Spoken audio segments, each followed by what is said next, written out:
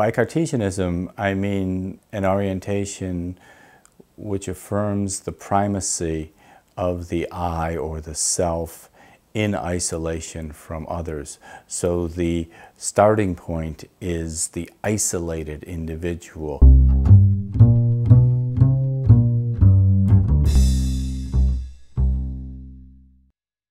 In 1831, Frenchman Alexis de Tocqueville visited the United States of America.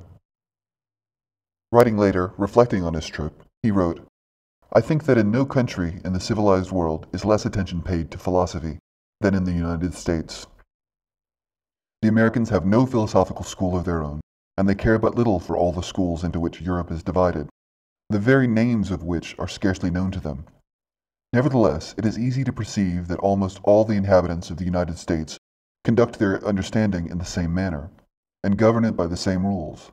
That is to say, that without ever having taken the trouble to define the rules of a philosophical method, they are in possession of one, common to the whole people. To evade the bondage of system and habit, of family maxims, class opinion, and, in some degree, of national prejudices, to accept tradition only as means of information, and existing facts only as a lesson used in doing otherwise, and doing better, to seek the reason of things for oneself, and in oneself alone, to tend to results without being bound to means, and to aim at the substance through the form. Such are the principal characteristics of what I shall call the philosophical method of the Americans." I actually used de Tocqueville's quote when I introduce Peirce, and sometimes when I introduce more generally American philosophy.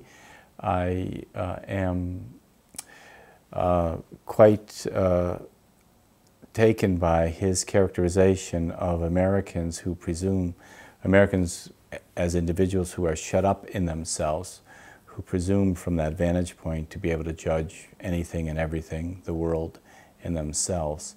And I take that to be a form of cultural Cartesianism that goes along with technical Cartesianism.